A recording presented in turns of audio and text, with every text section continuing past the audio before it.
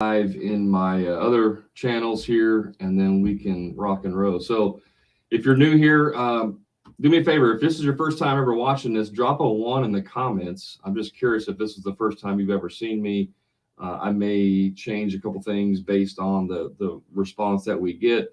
So if this is your first time, drop a 1. Thicky Ricky, thanks for dropping a 1. Appreciate it. So if you guys are just jumping in here, I'm sure some of you just see it and kind of hop in here on TikTok. I'm a contractor coach. I help contractors in their business. So if you're not a contractor, this might be boring stuff for you. You may want to leave. Totally up to you. You're welcome to stay. We talk about all kinds of things in business in general. So if you are a business owner, that may apply across all businesses. So we talk about sales and marketing and systems and just all kinds of things that help you in your business. So if you're also still jumping in and this is your first time watching me, drop a 1 in the comments. Thicky Ricky dropped a 1, and he's the only one so far. So let me know if this is your first time. I'm just curious, kind of take a poll. And okay, Adrian, it's interesting because the username and your login name are 2 different ones, and I have my live feed pulled up on my computer, so the names that show up on there are not the names that show up on my phone all the time. Sometimes they're different, just kind of weird. So thanks for those of you that are jumping in the first time. I appreciate you jumping in. Again, this is for contractors. If you're a contractor and you're looking for help, or if you're a business owner and you want to talk about sales and marketing in general, feel free to jump in here. If you have any questions for me, throw them in the comments. I'll be sure to answer them and to help you guys out. So I appreciate y'all jumping in here and watching. So I had a call a while ago with a potential person who joined my coaching program, and he was talking about one of the things that he was struggling with in his business was scheduling.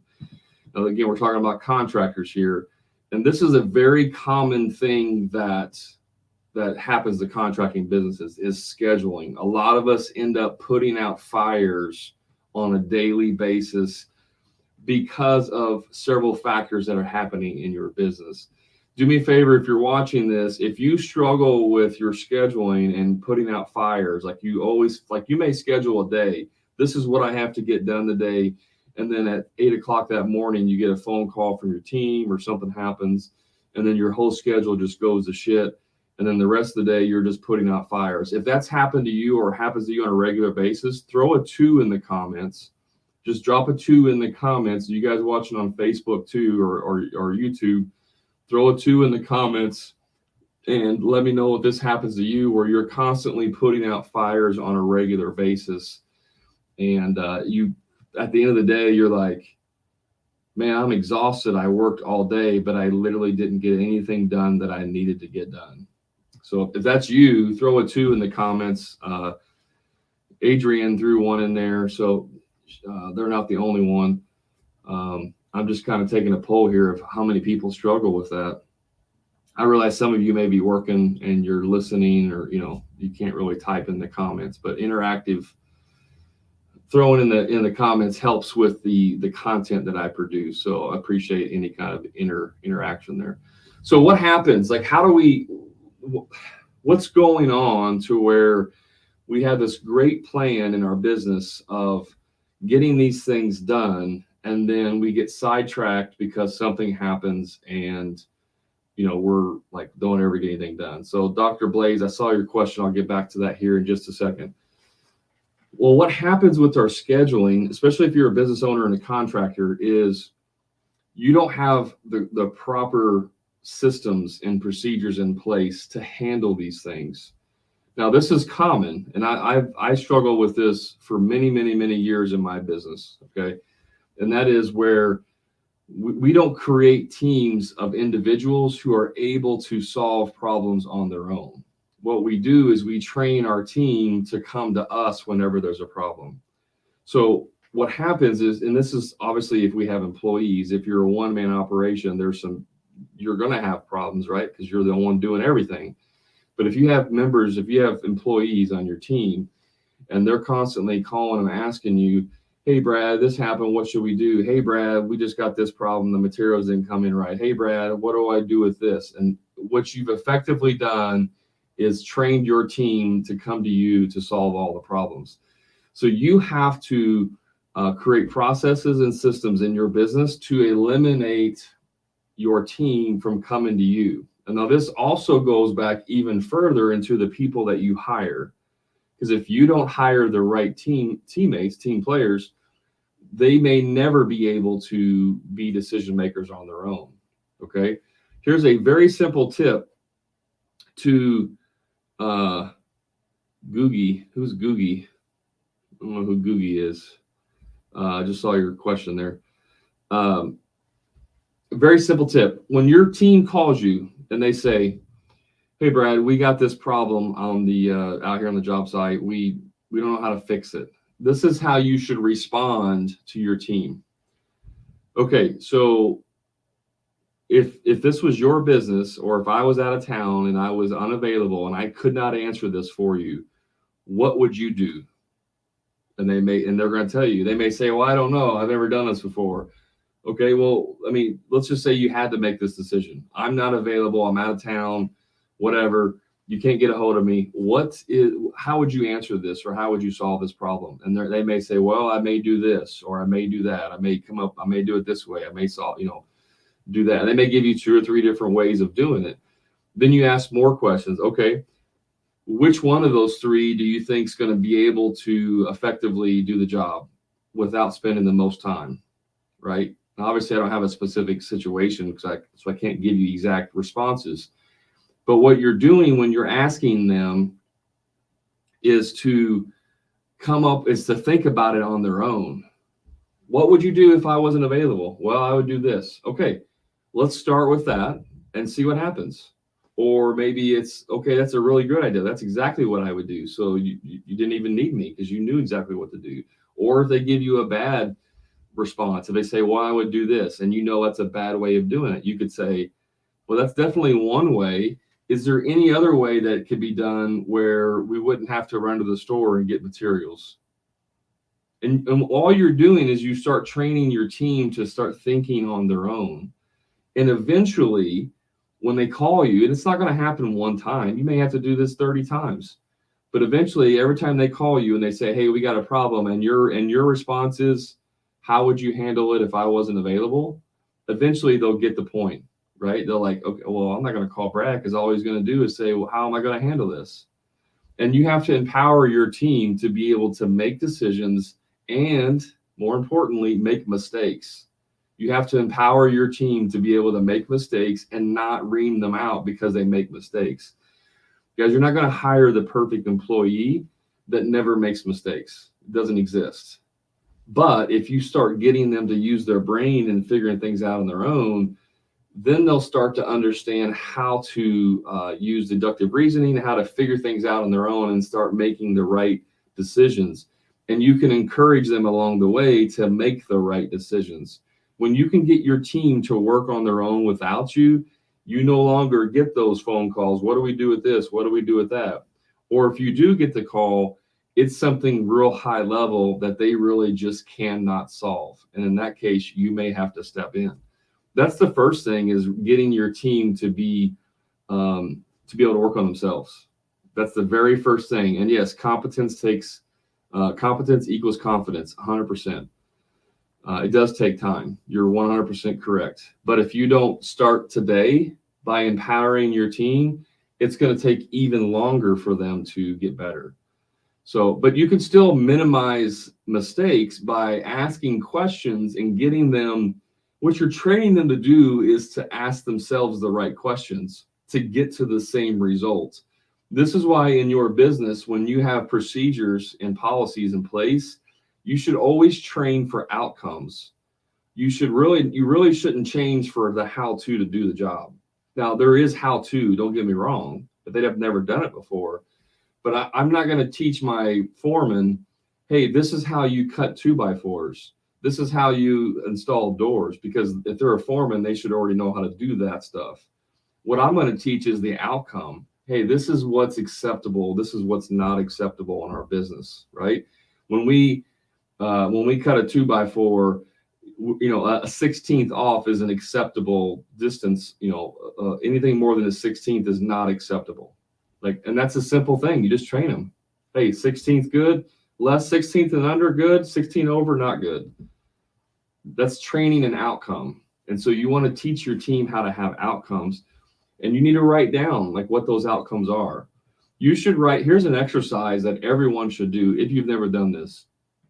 If you're a service-based business, like an electrician, plumber, whatever, you may do smaller jobs, or you may do service work. And if that's the case, you should write out what I call the perfect service call. I've done this for the handyman side of my business, where we do a bunch of small jobs. It's the perfect service call, right? If you're doing bigger projects, you could call it, you could break it down into days or projects. You could call it the perfect workday or the perfect project.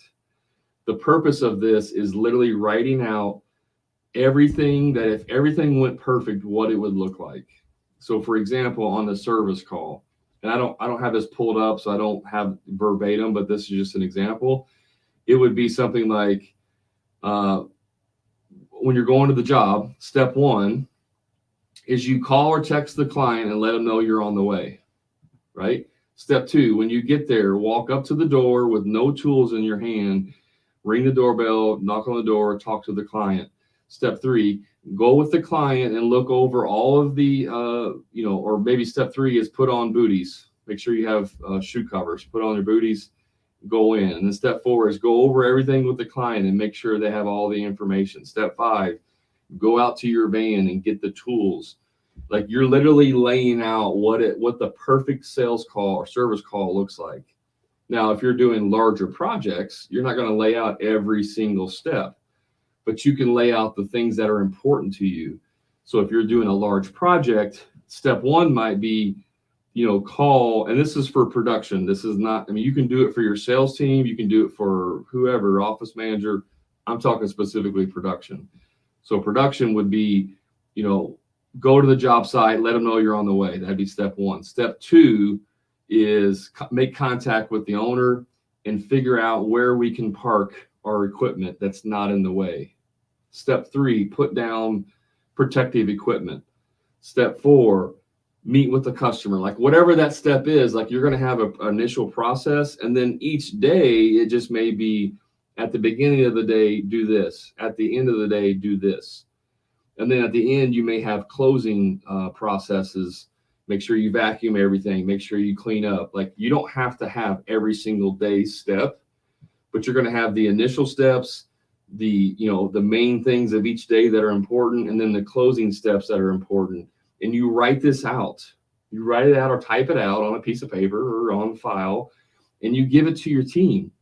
And you go over it and say, team, this is what the perfect call looks like. This is what the perfect job looks like. This is what we strive for in our business. These are the types of results that we want. If you do that, it now gives a foundation for your team to work within, the parameters to work within. So I'll give you a little story of an example. I was in the military. I was in the Marine Corps 4 years. I was in the infantry. In the infantry, you obviously have to learn how to shoot. So we go to the rifle range. At all rifle ranges or any type of range in the military, they have what's called a left and a right lateral limit. It simply means that this is, and it's reversed for you guys, but this is the left side of the range. Here's the right side of the range, right? You can shoot anywhere in between these two marks. You're not allowed to shoot outside those marks, because if you shoot outside the marks, you're now shooting or engaging outside of the designated range area, and someone may get hurt or something may get tore up. So you have a left and right lateral limits. This is what you want to do in your business. You want to give your employees a left and right lateral limit to work within. You can make any decision that you want within these two left and right lateral limits, and as long as you're within those limits, you're good. Now there may be a scale here. Maybe the center is perfect. Here is acceptable and here is acceptable, but obviously you would want it closer to perfect. That's what you want to do in your business, is create left and right lateral limits. That could be anything. That can be if the decision you're going to make is going to cost anything under $200, If something comes up and it's going to be less than $200 to make it right, to make it happen, to make the customer happy, whatever you designate, then you can make that decision without my input. So, and it can be, again, it can be whatever. It can be a percentage of the total cost of the job. It can be a dollar amount. It can be whatever you set. But if you set left and right lateral limits, or just limits in your business of decision, now they don't need your input anymore, right? And you have to trust your team, guys. So if you say, hey, Johnny, anything under $200, not to exceed $500 max on one project. So if anything comes up that's under $200 per incident, you just take care of it. If you need to go to the store and buy materials, whatever, you just take care of it and then document it in the our system or whatever. Once you've exceeded $500 though, let me know, because now we need to look at numbers and make sure we're not going over. Like, it can be that simple, or it can be as complicated as you want it to be. That's just an example of setting left and right lateral limits, or limits in your business, and allowing your team to make their own decisions and giving them grace when they make mistakes, when they go outside of those. Have some type of, not punishment, but have some type of reparations to, if you go outside that, what do we need to do? We need to course correct. And that's how you create a business that doesn't rely on you to make every single decision. So let me go back to some of these questions here. And I know there's a few that came in. Dr. Blazy said, how do you get leads? I have been trying to get work for the past 2 weeks. Well, here's the bad news. Leads are in advance. There's almost nothing you can do today that's going to get you leads tomorrow. Okay. I'm not saying it's not possible, but most lead gen strategies are a long-term strategy, like Google pay-per-click, Google reviews, Facebook post. All of these things are long-term strategies. The only way you can get the phone to ring like today is to call past clients and ask them if there's work that they need done. Here's a strategy. If you've been in business for more than a year, and most contractors have a 1-year warranty, like a labor warranty. If you've been in business for over a year, go back to your past clients that you've done work for that are coming up on a year. Like, I would say within 10 months to a year ago that you did the job, and start calling them and do a warranty checkup call. Now, some of you are like, why would I want to do that? Well, if you call a client and you say, hey, Cindy, this is Brad with Brad's Contracting. They're just calling to check in with you. We did your bathroom remodel about 11 months ago, and we're just letting you know that the 1-year warranty is coming up in a month. And if there was anything that we needed to take care of, because I don't want you to miss that window of opportunity.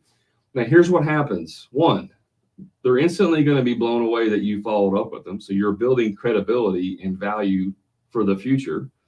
2, there may be some problems that you have to fix. And if there are, why wouldn't you want to fix those? Because if there's a problem with the service, if there's a problem with the product or service you delivered, I guess mainly it would be the product, and you're not fixing it, then they're going and telling all of their friends and family that you did crappy work because you hung drywall and finished it, and then 6 months later it was cracking all over the place and it needs to be refinished, right? So they're not calling you back because they don't think you're going to fix it, but they're going to tell all their friends and family that, I probably wouldn't hire this company. They're really nice, but their product failed in 6 months. So if I'm calling and saying, hey, what's going on? Now they're like, well, now that you called, I wasn't going to call you, but honestly, all that drywall you installed is cracking. You're like, what? What do you mean? Well, yeah, it cracked 6 months after you did it. Well, let me come out there and take a look at it and figure it out. So if that happens, you're getting ahead of the problems. Okay, that's 1. The third thing is that if there are no problems, they may say, oh, I'm so glad you called. Actually, we have another project we were going to reach out to you and see if you could help us with. You can literally generate business by calling people on a warranty claim. That's one way to actually generate business, is call your past customers. It provides value. It heads off any potential problems, and it could lead to leads. You could do that today. I mean, you could make 20 calls today, and you might have 3 leads by the end of the day. So that's probably the quickest way to get leads. Shake hands with everybody you meet. You should meet 5 people a day at the gas station, at the doctor's office, wherever you go. You should be introducing yourself and meeting new people. And I haven't given out business cards in forever, but if you want to give out business cards, if you want to look at it from that perspective, you should be giving out about 5 business cards a day. You should be making connections with people. Another way you can get leads is by calling referral sources. Start calling interior designers. I don't know what you do. Whoever refers business to you, start calling them. Just calling them. Hey, this is Brad with Brad's Contracting. I was looking to talk to Jody. She is I saw she was one of your designers. Yeah, this is Jody. Hey, Jody, this is Brad. I just wanted to reach out to you. I've been a contractor in the area for about 4 or 5 years now, and just wanted to call and touch base with interior designers and really just see if there was anything I could help them with. I know a lot of times some designers do their own installs. Others may need help, and whatever it is, building things out, hanging curtains, whatever. And I just didn't know if you had somebody currently helping you, if you work with a specific team, just trying to touch base and see what's going on. Just make those calls. Just start calling influencers in your area, in your business. Anybody who doesn't compete with you directly, let's say you're a painter, anybody who's not a painter is a referral source. A plumber could refer you, an electrician can refer you, a roofer can refer you, an interior designer can refer you, a realtor can refer you, a mortgage broker can refer you, the lawn care guy can refer you. Anybody who's not a painter can refer you business. Why? Because they work with people and you want to get to know them. Because if that comes up, if I have a good relationship with the realtor, I mean, freaking every house that gets bought and sold needs to be painted. Why wouldn't I want to be friends with them? Why wouldn't I want to connect with them? Right? Same with like the lawn care dude. Why does he need to have a painter on staff? He's cutting grass. Well, you don't think lawn care companies accidentally shoot a rock and scratch a piece of siding, or knock out a window, or they accidentally scratch the concrete, or whatever it might be that needs to have that service fixed? They want to have somebody on staff. So if they go and they shoot a rock and it hits the siding and it puts a scratch in the siding, or maybe it's wooden, put the chunk in there, and now it has to be puttied and sanded and painted, they want people in their Rolodex. They want people in their contact lists to be able to refer or call. I'm riding my mower, bang, crash, holy crap, gosh dang it. Hey, Brad, I just hit another one, man, over here on Columbia Street. Can you come by when you get a chance and fix it, or I can send you some pictures? Just give me a rough price. That way I can approach the owner and let them know. Yeah, man, here's the picture. Yeah, that's a pretty easy fix, maybe $150. All right, cool, thank you. Hey, Mr. Customer, you're going to be mad at me. I wish this didn't happen. I wish I wasn't making this phone call, but the rock accidentally hit and the siding and scratched it. But don't worry about it. I already got my painter. He's a top-notch dude. He's going to come out next week and take care of it. Just wanted to let you know that, it did happen that way when you got home. You weren't freaking out. All right. Thank you so much. I'm sure it was an accident, but, I appreciate you jumping on it. Guys, that's how you provide value across the board. So if you don't have a painter on staff, you can't make that call. Hey, customer, I scratched your siding. Just let me know what it's going to cost, and I'll take care of it. Yeah, they may be paying for it, but you didn't provide any extra value. Now they have to go and call a bunch of contractors and try and find a painter, and are they going to get screwed, or are they not going to get screwed? That's why you network with people who are not competitors of yours and be their go-to person. You will never run out of leads, I promise you, if you do that. Never. Adrian, damaged product or product not delivered. So if you're still on here, give me a little bit of context. Are you talking about, like, how do you handle that from a production scheduling standpoint, or how do you handle that with like dealing with the client or with the vendor? Like, can you give me a little more context of in what context you're wanting an answer to that, like how to handle that? because it depends on what it is. I don't know who Guge is. Is that one of the people in here? Guge Boys. Okay, I see him now. I see you. Use Mac Attacks back on here. Good to see you, Mac Attack. Yeah, see, Guge is not showing up on my other, so let me go up here and look on the phone. I should change my name on here, real name. Yeah. It's weird because it doesn't show up the same on both. How do you get, you're the one asking about the leads. All right, cool. I've been answering you for the past 20 minutes or whatever it's been, 10 minutes. So yeah, you're good. All right, good deal. Yeah, Joseph saying Google or however you say that. Got that commenter. Yeah, I should change my name. That's Dr. Blazy. Okay, cool. Thicky Ricky says competence equals confidence. That's 100% right. There's a saying that how do you build confidence? Well, confidence comes from competence, and competence comes from repetition, and repetition comes from discipline. So the moral of that is, if you want to get good at anything, you have to be disciplined to be able to, one, practice it, and then practice it a lot. And through the process of practicing something a lot, you will develop competence. And then once you have competence, you will actually be confident. So one of the things that I do one of my hobbies that I do is I do competitive pistol shooting. I shoot competitively, pistol and pistol caliber carbine rifles.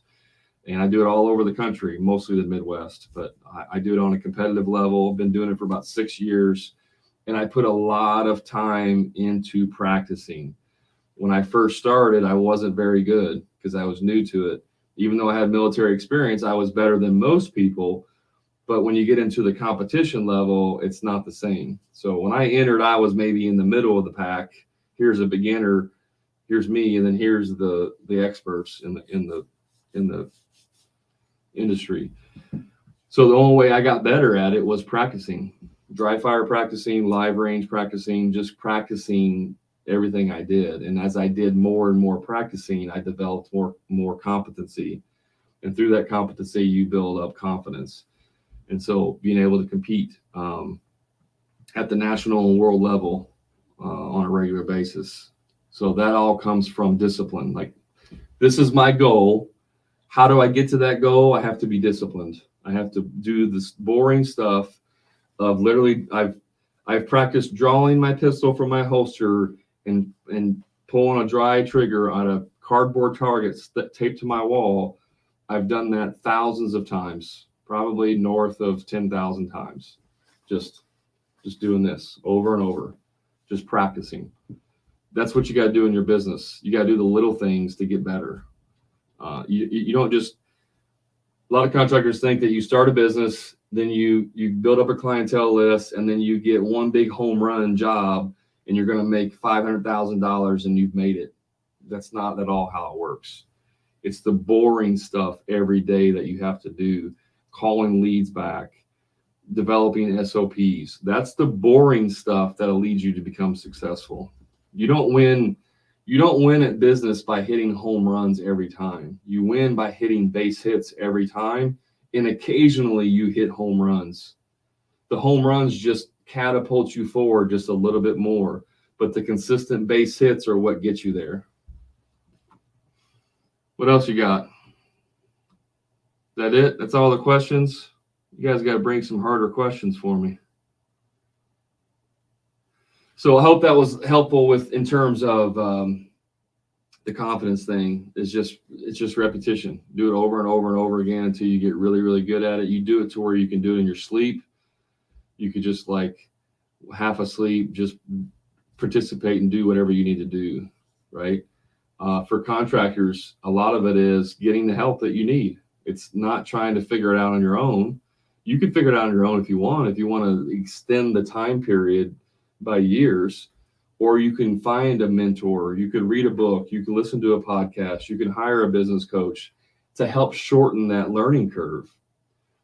I tried it on my own by myself for 9 years. 9 years of doing it wrong. I've stolen hundreds of thousands of dollars from my family because I tried to do it on my own for many, many years until finally I got help and started investing in myself, hired some coaches and got better at that. And it shortened the learning curve by years, like years. Like I learned more in 3 months of hiring a coach than I learned in 5 years of doing it on my own.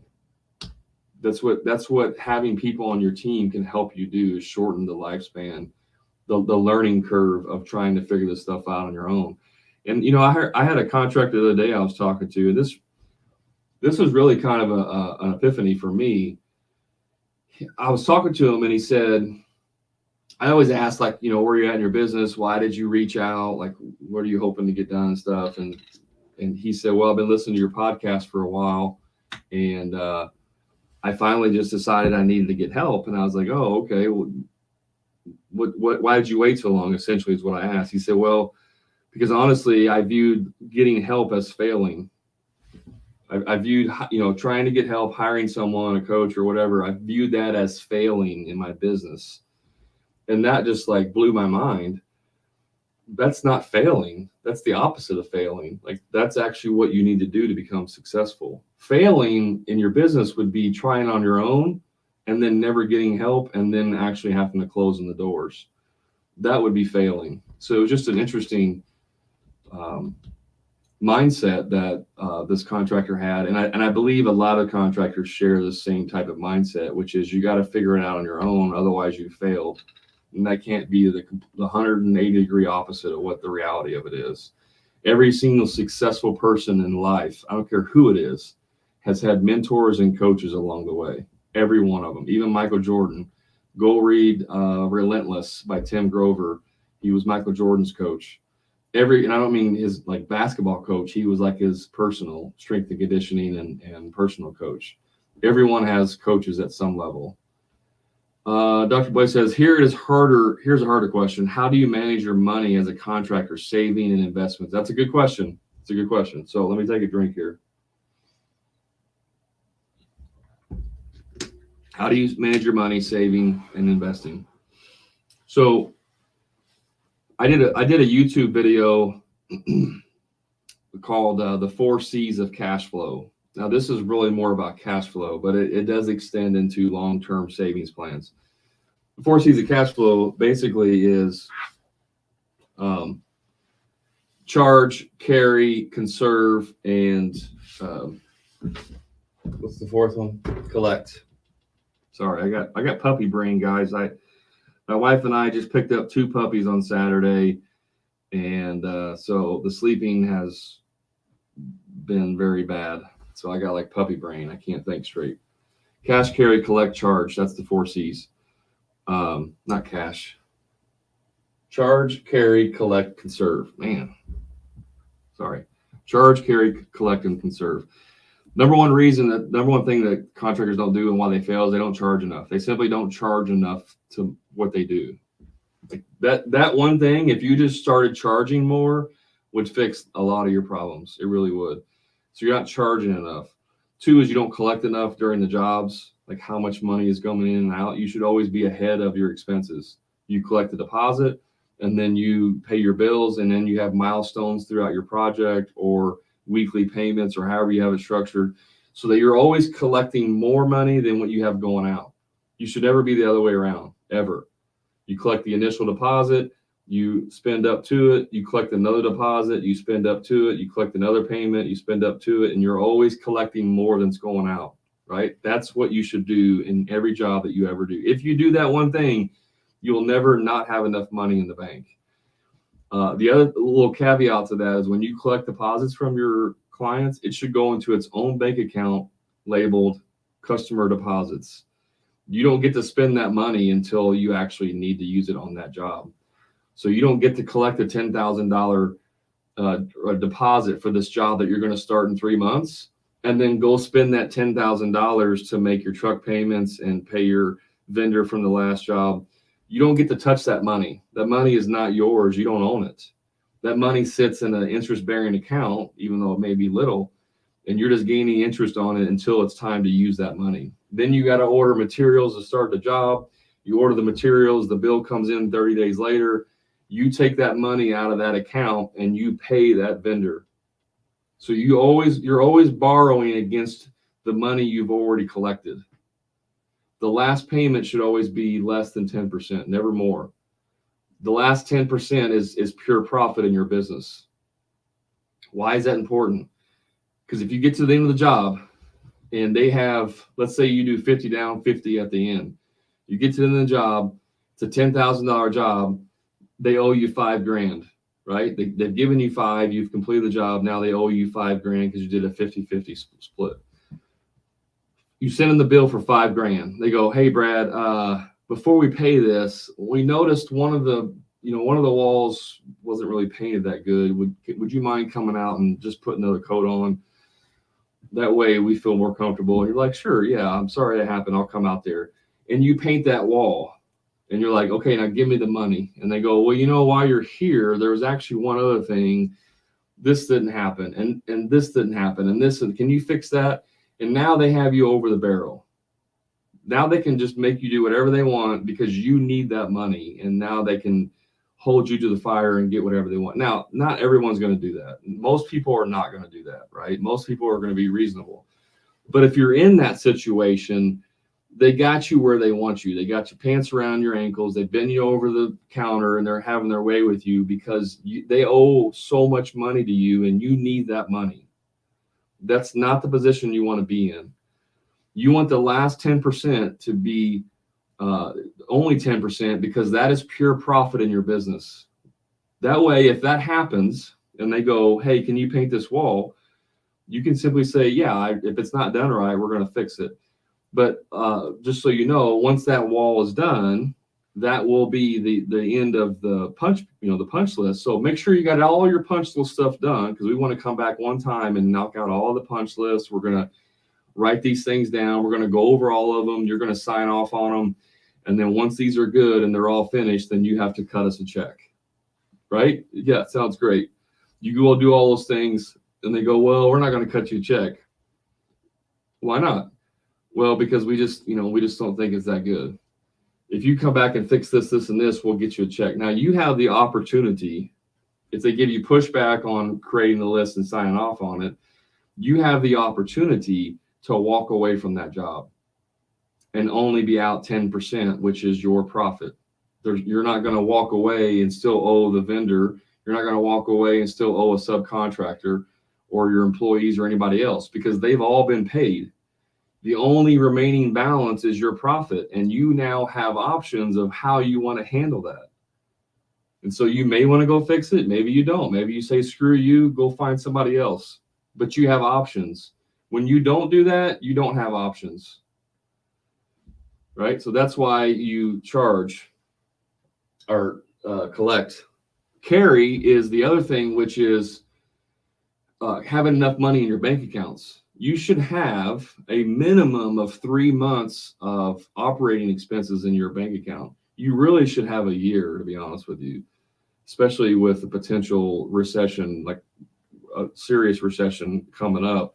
You should have about a year's worth of operating expenses, meaning you could pay your business, keep the lights on for an entire year without doing one single job or making one single sale. That's where you should be. Most of us aren't. So you should have a minimum of 3 months of operating expenses in your bank account. So that way, if you do have expenses going out and you're waiting on payments, the carrying amount covers all of those weird things. When you do those things, it creates stability in your finances. So it's no longer a robbing Peter to pay Paul.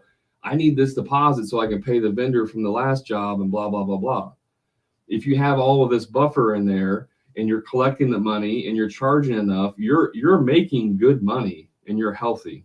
And the last one is conserve, which is keeping extra money.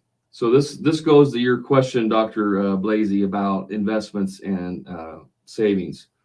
You need to conserve more of your cash flow each month.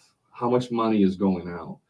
If you implement these things and you watch my lives and you watch my videos and you listen to the podcast and you start implementing these suggestions and tips in your business and you start seeing some success, which hopefully you should, you don't instantly get to upgrade your quality of life, right? That's where most people go wrong, is they want to upgrade.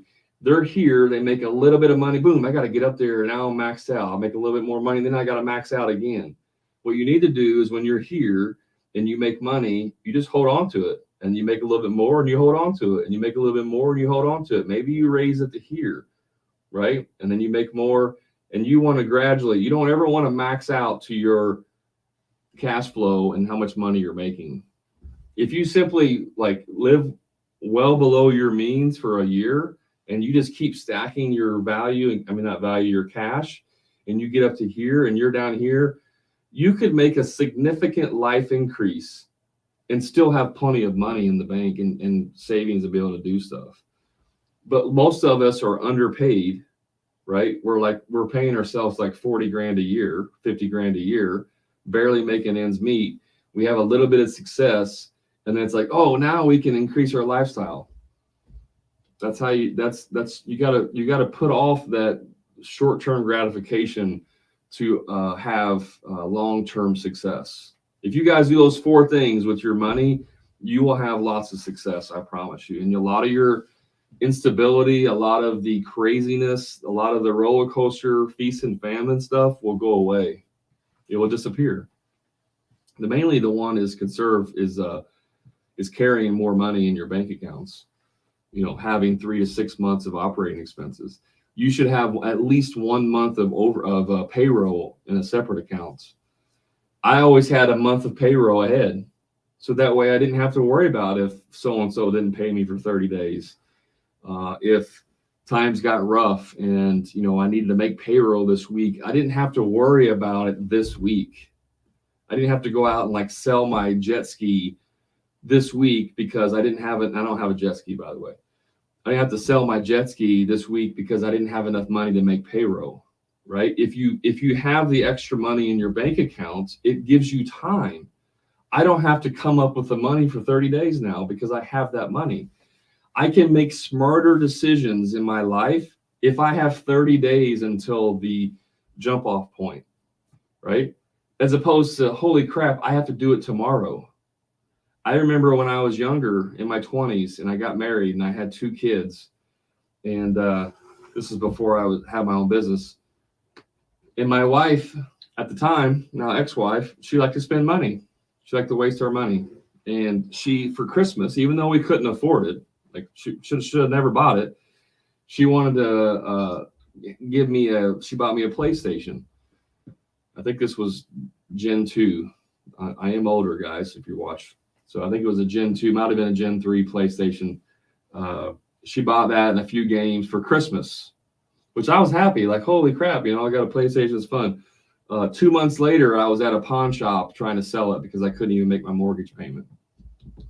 That's the type of stuff we get into in our business. We have some success.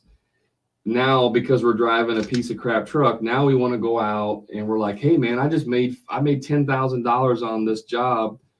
Now I can afford $1,000 a month truck payment. Now I can go out and buy that $80,000, $100,000 Harley Davidson edition F-250, and now I've made it. Now I got a nice truck and I've freaking made it, and everybody's gonna be jealous. I go out and I buy this truck, spend $100,000, have a $1,000 a month truck payment, $200 a month insurance payment. Life is great. 2 months later, you haven't sold anything. 2 months later, you do a job, you underbid it, and you lose $7,000 on that job. And now you've spent all that damn money, and now you don't have any additional revenue coming in, but now you've just increased your monthly outgoing by $1,200. That's the dumb shit that we do as contractors, all for the sake of looking like we've made it.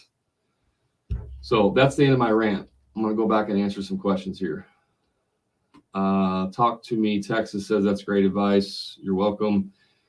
Hopefully, Dr. Blaze, that helps you with some saving and investments.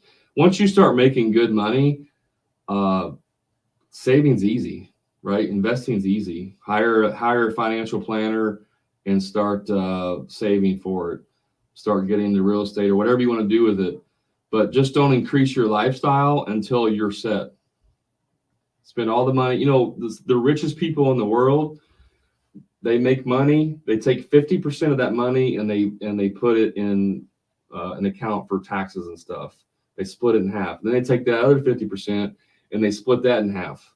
I'm sorry, I told you that wrong. They take 50% and they put it in savings and investments. So right off the bat, they split their money in half. Half of it goes to investments and savings. Then they take the other 50% and they split that in half. And 25% of that goes into taxes. The other 25% is what they use to live on and spend. So they're only spending 25% of their income. So if you guys are making $100,000 a year, I mean, using that analogy, you should be living on $25,000 a year of income. Now, that's not, most people aren't going to be able to do that. But some of you, even if you're making $100,000 a year, you're living on $95,000 a year of that income. That's the lifestyle that you have. Right? So, what else you got?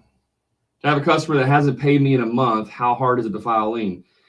So it's not hard to file a lien. In 11 years of business, I never filed a lien. So here's my question, is it Baird Bandit?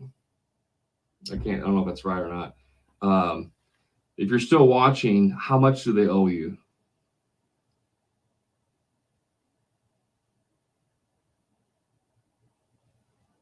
I missed the question too by Bobby. I'll get back to.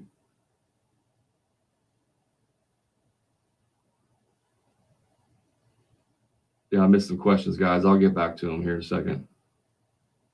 So David Copeland, you're the guy I'm looking for. How much money do they owe you?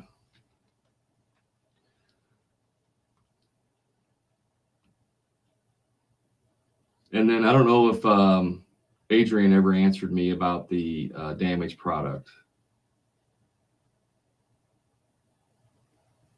Okay, Bobby Buckman, if you're still watching, I want to answer your question. Bobby says, what's the best way to tell the homeowners I'm not available to always be on site as the owner?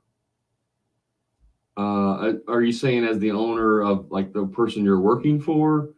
Or are you the owner of the business? Like, I'm just trying to make sure I have the right understanding. The way that you do that, though, should be done early on in the process, literally during the sales process. So if I'm selling you, let's say, a kitchen remodel, and you're the homeowner, I'm talking to you, and we're kind of in the early stages of like getting the contract together, figuring out what we're going to do, all that stuff. Hopefully you've given me a design retainer, or you've given me a deposit. Then I'm going to say, listen, who was that again? Bobby. Hey, Bobby, I just want to make sure that you understand how we work in our business. So a lot of times, you know, I do the sales and I order the materials and I do a lot of the scheduling, but I'm not the guy who's on site every day making sure that stuff's getting done. That's what my project manager's for. That's what my foreman's for. That's what my lead guy's for. So I just want to make sure that you understand that once we start your project, I'm going to be around and checking to make sure things are being done on a regular basis, but I'm not going to be the point guy who's there every day. That's Chris's job. And when we get to that point and we start, I'll make that introduction. And Chris, you know, he's been with me for 3 years. He's a solid guy and understands how we do things. So you shouldn't have any problems whatsoever with Chris. But in the off chance that Chris isn't giving you the information you need, you can reach out to me directly and be more than happy to answer you. I just want to make it clear that Chris is the point man in this job, and he's the one who's going to be having the day-to-day conversations with you. Is that okay, or do we need to make some other kinds of arrangements, or how do you feel about that, or whatever you want to say? But I'm bringing that up early in the conversation. And then the next thing you want to do is on the first day of the project, or whenever you have your meeting with your team, is you want to have what's called the transfer of trust. Okay, so day one or whatever, we show up, my team's there, I got my foreman and my 3 carpenters or whatever. We're all standing there. The customer's there. So we got the customer, me, the foreman, and my team, and we're all standing there, and we're just going over the project kind of at a 30,000 foot view. We're not going over every single detail. We're just going, okay, team, this is Chris, the homeowner, and or say David or Bobby or whatever. This is Bobby, the homeowner. Blah blah blah. We're going to be doing this bathroom full gut. So Bobby, I just want to go over it with you and the team, make sure we got everything one last time. Okay. So we're going to do a full gut on this bathroom, or I said kitchen earlier. We're going to do full gut on this kitchen. We're going to new flooring, the full gamut like we always do. And we're going to be doing the flooring and new wall, drywall, finishing, painting, installing cabinets, countertops, blah, blah, blah, blah, blah. We're doing all this stuff. Bobby, does that sound right? Did I miss anything? No, that's perfect. Okay. So Bobby, guys, go ahead and start getting the stuff ready. You know what to do. Bobby, this is Chris. He's my lead guy. So Chris is going to be running this job day to day. He's been with me, like I told you on the phone when we first started. He's been with me for 3 years. He knows what he's doing. This guy is on point. Him and I have daily conversations about your project so that I know what's going on. I'll pop my head in here every once in a while, I'll check on things, but Chris is the main guy. Chris, this is Bobby. He's going to be your main point of contact for them, blah, blah, blah. Everybody's happy, great. That's called a transfer of trust. I'm saying I trust Chris to run my business on the job. Therefore, you should trust Chris. If there's any confusion or weirdness, let's figure it out right now so we can move past it. The number one thing that causes problems on your jobs and with your customers is communication. Every time. It's communication. 100% of the problems on your jobs with your clients are communication related. You didn't set an expectation from the get-go. They had an expectation that you weren't aware of.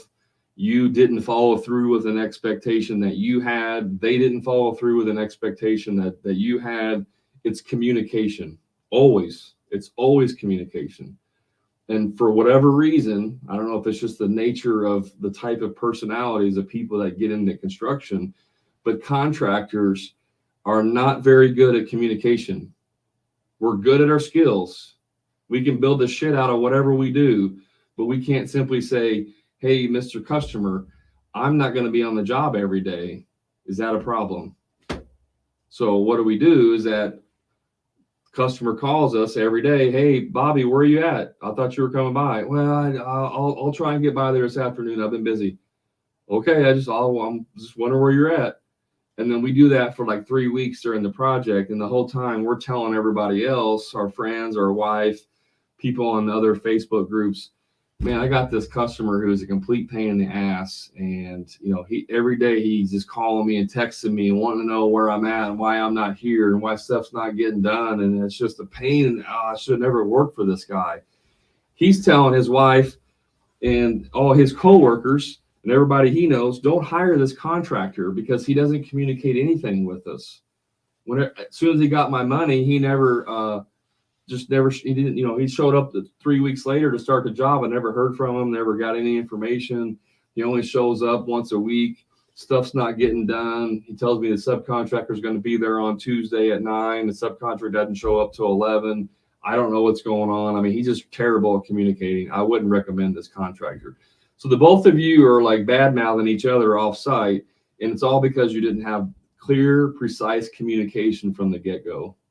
It's always about communication, guys. Always. 100% of the time, it's communication. And it's your responsibility as the contractor to make sure that happens. If the client is not communicating with you, it's your job to communicate with the client and figure out what's going on. If you're not communicating with the client and they're asking you lots of questions, it's because you're not doing a good job communicating. It's always about you. It's always your responsibility as the contractor. I don't know if I can drive that home any more than that, is that it's always your responsibility and it's always about communication. So setting clear expectations from the get-go will solve like 80% of those problems later on. I promise you. All right, what else? Adrian said, what's the best software for scheduling? I use Prodigal. That's my favorite software, Projul, Projul. Projul. If you go to Projul.com, you can sign up if you want a $100 credit and a 10% discount ongoing. Use a certain link, Projul.com/hammer and grind. Hammer and the and is spelled out, A-N-D, hammer and grind.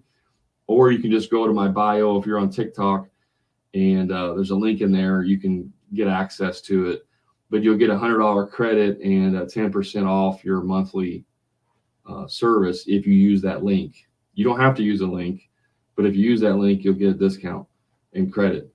But that's what I use, Projul, Projul.com, and they've been fantastic. I have a very good relationship with the lead product, the head product designer over there, engineer, and it's a very good back and forth. So that's who I recommend for scheduling. And they do everything. It's not just scheduling. It's invoicing, estimating, estimates. It's CRM. It's your hours, tracking your team. It's got a mobile app. It's everything. It's fun, and it's really reasonably priced, and it's very scalable for most businesses. Bobby, he says painter here. Awesome. I just had a painter sign up today in my group. Like 2 hours ago, he signed up for the Profit Club, my coaching program. What else? Dr. Blaze, you're welcome. Mac Attack, yep, networking's gold. Already got that question. IULS, a smart place to put profits. I don't know what that is. IULS, is that I? What's IULS? I'm sure that's just a misspelling. They owe you $24,000. That's a lot of money. So my question for you, Beard Bandit, is David. My question for you, David, is what was your payment schedule like? How is 24 what's left? So was that on a $100,000 job? Was that on a $26,000 job? Like, how was that structured? And have they haven't had any contact with you for the past, would you say it was a month? Is that what you said? How long it's been? A month? Dude, if I haven't gotten 24,000 in like a week, I'm probably showing up to their door. I'm not waiting for that much money. If it was $2,000, $5,000, I'm not going to be like overly excited about it. You know what I mean? But $24,000 is a lot of freaking money. And I would be collecting that sooner than later, 100%.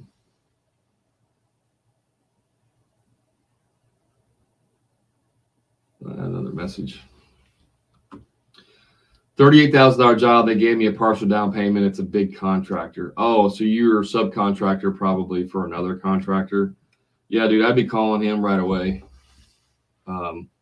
You can file a lien, but the lien doesn't get you the money, just so you know. You could file a lien today. The only way you would ever get that money is if, and you would have to file a lien on the property you're working on too, by the way. You can't file a lien against the contractor. So if you're a subcontractor and you're doing work on one of his properties, you would have to file a lien on the property you're working on. And you would never get paid on that until that client sells their house or tries to go to sell their house. That's the only way you're going to get the money, because it won't pass a clean title. It could be 10 years down the road. The client goes to sell their house, and it says, oh, there's a lien, there's an outstanding lien. And they go, what's this all about? Well, the client, blah, blah, blah. Then they have to work through it. But so filing a lien does not get you your money. You need to go to small claims court, or you need to sue him if he's not going to pay you.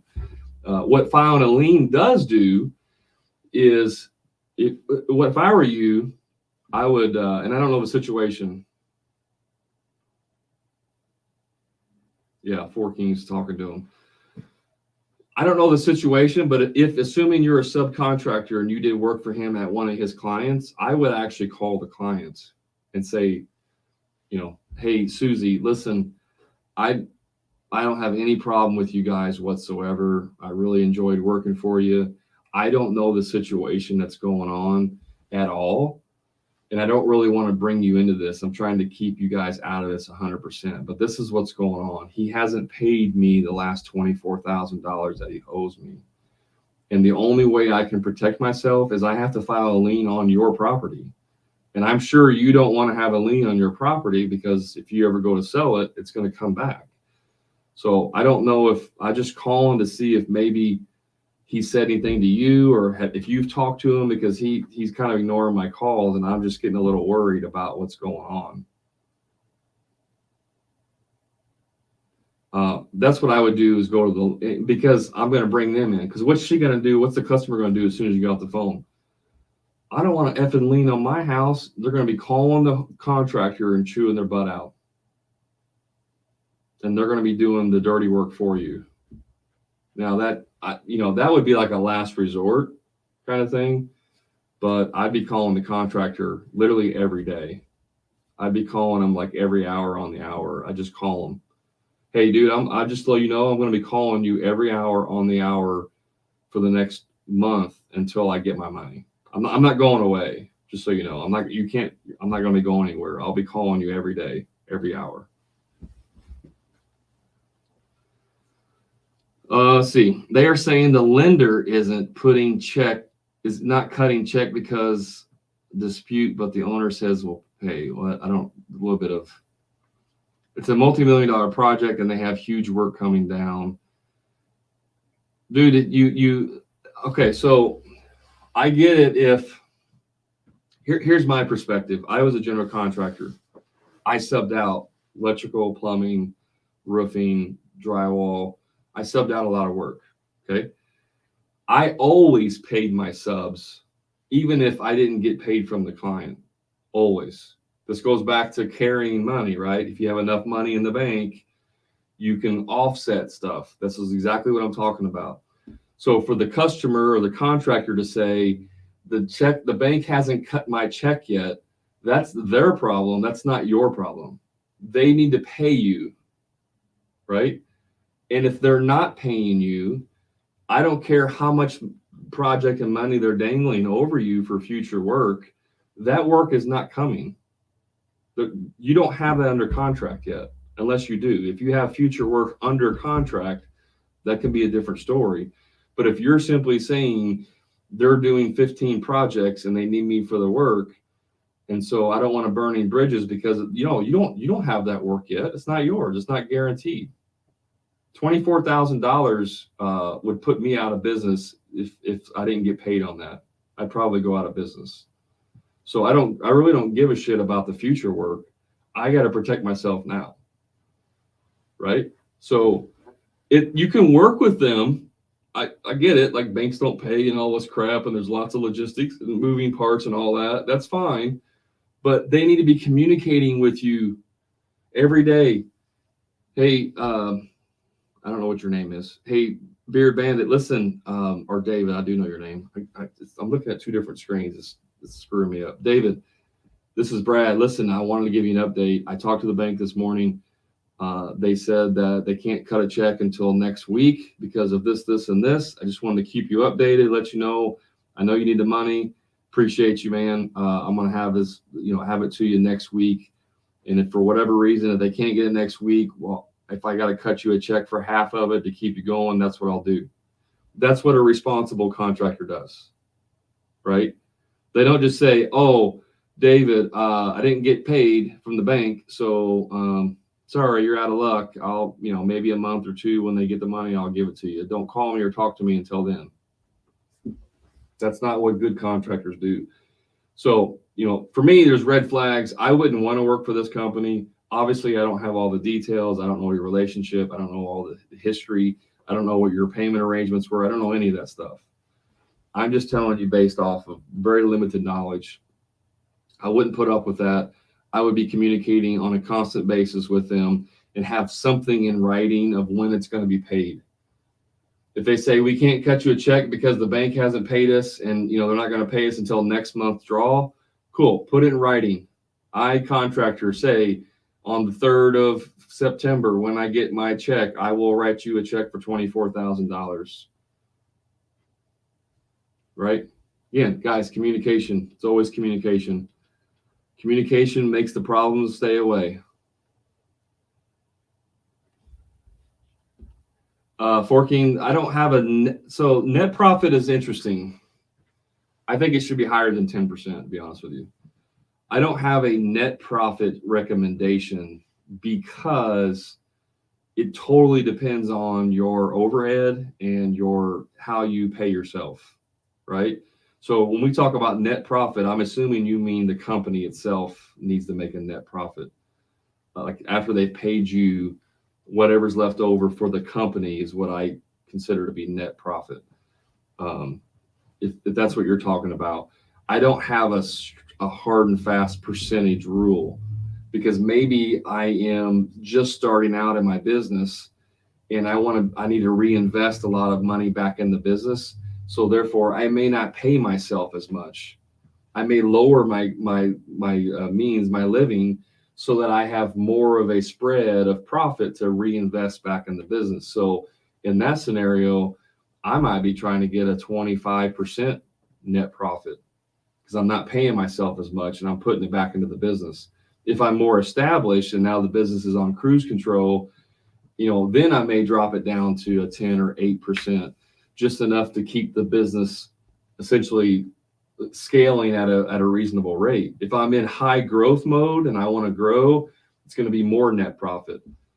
If I want to take a bunch of money out and I don't really care so much about the business and I don't need to make any capital investments, then I'm going to lower that percentage. So I don't really have a hard and fast, but I would say at a minimum, a lot of people say 8 to 10%, but I would say honestly, at a minimum, it should be closer to 15%, if not 20. And that blows most people's minds. But I can tell you this, across the board, the entire construction industry is undervalued. It's depressed, the valuation. So everyone across the board should be charging more money than they are. So it should go up. And it hasn't changed in like 2 decades. It's barely changed in 2 decades. Probably the last year is the most it's changed in almost 2 decades in terms of like what people get paid, how much profit's being made. It's just the construction industry is poised to have a major restructuring of cost and profits and stuff in terms of how much payroll is, like what you pay your guys, how much profit companies are making. Like we're at a position where we can very drastically increase our profit margins and be sustainable, but only if people actually do it. And we need to do it kind of across the board, where we all just raise our prices 10% across the board. Some of us need to raise our prices 30% or more. Some of you don't mark up materials at all. You just mark up labor. Some of you mark up labor and only mark up materials 10% or 20%. Some of you do work for a case of beer and a pizza, and you're like, oh, cool. Well, that's fine. But when you're 70 years old and you have no freaking money, and you're still working, swinging a hammer at 70 because you didn't charge enough when you were younger, you'll be thinking differently. So don't feel bad because you're charging people more money. You just need to find the people that have the money. If you're going and you're taking advantage of, sweet old Alice, 80-year-old Alice, just so you can buy a new Harley Davidson truck, and you're overcharging her $20,000 to do a $10,000 job, that's different. I'm not telling anybody to price gouge anybody, right? That's a different situation. But across the board, most contractors are undervaluing themselves and they're not charging enough. So the simple and fast rule of thumb: labor plus materials times 2, sell it, get the job done in a timely manner, collect your 50% gross profit.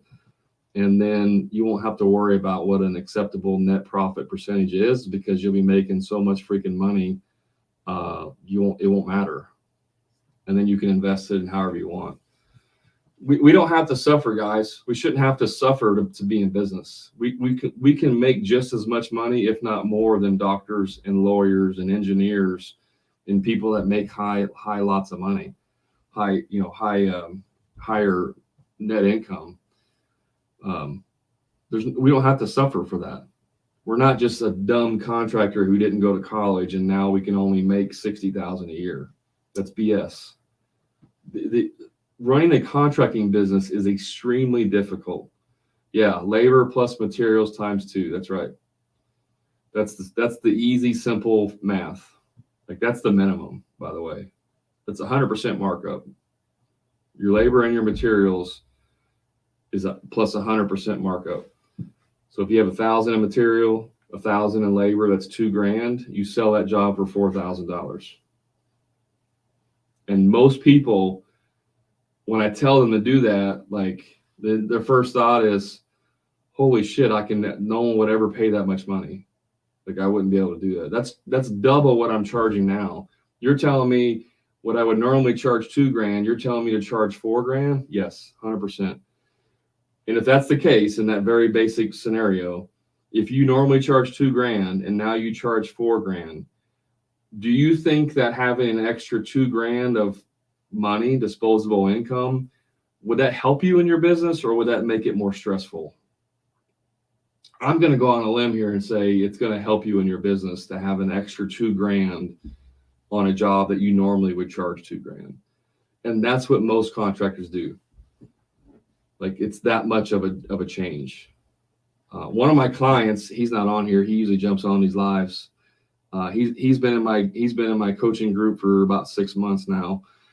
And in the first, I think it was 4 months, might have been 5 months. I don't remember the exact time frame. Might have only been 3 months, but it was a very short period of time after he joined. He sold a job for $100,000 more than he would have sold that job for previous to joining the group. So let me restate that. Prior to joining the group, he would have sold a job for like $150,000.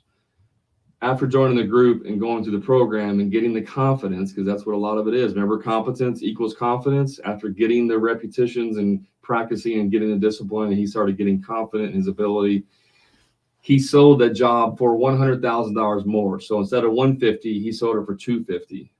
So he added an additional $100,000 of gross profit for doing the exact same job. That's life-changing, guys. It's life-changing. So Forky said last year COGS was 720, labor was 600, so I should be doing 2.7. I mean, in a rough calculation, yes. That's a rough calculation. At the very minimum, Forking, your labor should always be double. Now, there is some depending on how you do your math, because some people do their math the wrong way and then try to double it, and that's going to probably put you above. So when I say COGS, just so we're on the same page and anyone's watching, when I say labor, I mean that is your break-even labor. So if you're paying a guy $20 an hour, and with your true labor burden, like insurance, uniform, cell phone, vehicle, if he drives a company truck, that payment, maintenance, like the true cost of your employee should be a break-even dollar. So a lot of people will put their overhead in their hourly rate. So if you pay someone $20 an hour, the true break-even or labor burden should be, depending on your business, should be somewhere around $28-30 an hour, right? There's no profit built into that dollar amount. It's break even. And then on top of that, you're taking double. So if you have a $20 an hour employee whose break even is 30, and then you're charging $40 or $50 an hour, where you're adding profit into or overhead into that dollar amount.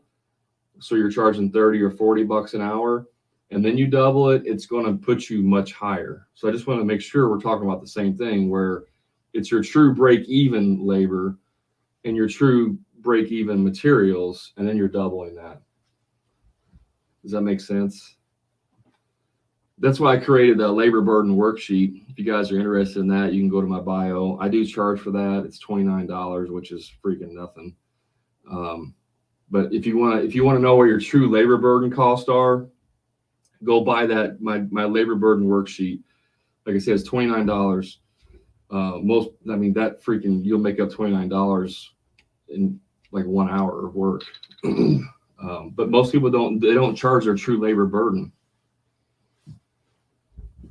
So it's just, there's multiple ways of figuring out profit and overhead and all that stuff. So if you do it a true break even times 2, and you hit your production rate. So if you think it's, I don't know, 200 man hours to do a job, then you need to hit 200 man hours, right? If you're charging 200 man hours and you're doing 300 man hours, you got a serious problem. Either your estimating's way off, or your production team sucks and they need improvements, right? So those are different scenarios. But if you're hitting your cogs and materials, you're going to have a 50% gross profit left over, and then all of your overhead comes out of that. All of your non-direct labor burden costs come out of that. So if you have a company truck that your foreman drives, that should not be included in your overhead. That should be included in your cogs, because that expense simply exists because it's your labor, your foreman drives that vehicle and it goes to a job, right? So in other words, if you eliminated that foreman's position, then you would no longer need that truck because you eliminated that position. So therefore that cost, that expense is not an overhead expense, it's a cog expense. That's the cost of completing that project. That's where a lot of people get that confused. So your overhead, you got 50% left. You take out your overhead. Most people's overhead are somewhere between 25 and 30%. And so based on that, if you have a 35% overhead, you're going to have a net profit of 15%. If it's 30% overhead, you're going to have a net profit of 20%. That's why I said like 10% is the bare minimum. It should be more closer to 15 to 20% net profit. And people's lives will change at those percentage and those rates. It's no longer barely making ends meet. And here's, by the way, too, guys, when you're getting 50% gross profit on jobs, you don't have to do more jobs. You can actually do less jobs per year and make the same amount, or do the same amount of jobs and make more, or you can even do less jobs and make more than what you're making. The number one thing that people get wrong is with scaling is they're not maximizing their profits first. So they're a one-man show. Maybe they hire a guy, maybe they have 2 or 3. The owner's still running he's the foreman, he's still running jobs. And you're like, oh, I'm maxed out. I can't make any more money. I'm only making $80,000 a year. I want to make more money. Therefore, I have to scale my business. I have to bring on another crew. I have to hire 4 more guys. With a 4-man team, I'm making 80 grand. So in my brain, if I want to make 160 grand, I have to hire another 4-man team. It makes logical sense. That's not true. With a 4-man team, you could be making 150,000 a year. You just got to max out your profits. And if that's the case, then you don't need to hire anybody else. Because when you hire more people, it makes the job more difficult. I don't know if you guys know that or not. The more people you have, the harder it is to run a business. So that's what people do, though, is they scale based on they try to scale a business based on incorrect financial numbers. And whenever you scale a business that has problems, when you scale your problems exponentially, you don't scale your business, you don't scale your profits as much. So if you have a broken business and you try to scale, you may increase your profits by, let's say, 10%, but you increase your problems by 60%, because the more people you have, the more problems that occur if you don't have a good system in place and processes. So you should never scale your business until your business is locked, like locked tight. You should be able to leave your business for a month, 2 months, 3 months, and everything works fine without you before you try to scale to a massive size of, 10, 15, 20, 30 people. You need to be able to work like your business works without you before you scale. Everyone does it backwards. They try to scale to maximize profit, and then they try to go back and figure out, oh crap, everything's crazy. How do I stop putting out fires every day and doing all this? And I'm working 80 hours a week, and I got 12 guys and everything's going on, and I need to hire an assistant. I need to hire a production manager. I need to hire a foreman. I need to hire this and this and this. And I'm like, no, you don't. You don't need to hire anybody. Matter of fact, you need to fire half your team. You just need to increase your freaking profits. Like, that's all you need to do. So, yeah. Well, guys, I'm way over 20 minutes. Hope that was value. Hope it was valuable information. A lot of good stuff. Questions were being asked on both platforms. I appreciate you all watching and tuning in.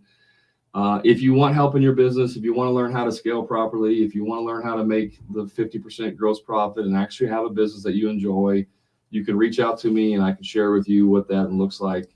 There's a couple different ways we can work together depending on what you need and what your budget is and stuff. So more than happy to help you guys out. Hopefully you had some good takeaways from this, and I appreciate you all jumping in and watching. And Glacier Guide, it's not always better to hire subs. It can be or not. It just depends on what you're trying to accomplish. So that's really not a one size fits all question. But I saw you every time you try to scale your business, you've had issues. And that's really just because there's some fundamental things that need to be put in place in your business before you can scale. And more than happy to help you with those things if you want. All right, guys, I need to run to the little boys' room, and I got some new puppies at home I got to go check on. So I appreciate you all tuning in. Have a great week. Friday, I'll be back on live. Should be Friday. I think, yeah, we're leaving early Friday. I should be able to be back Friday, 11 a.m. Central Standard Time for another live. So I appreciate you all. Have a great rest of your week, and let me know if I can help. Thanks.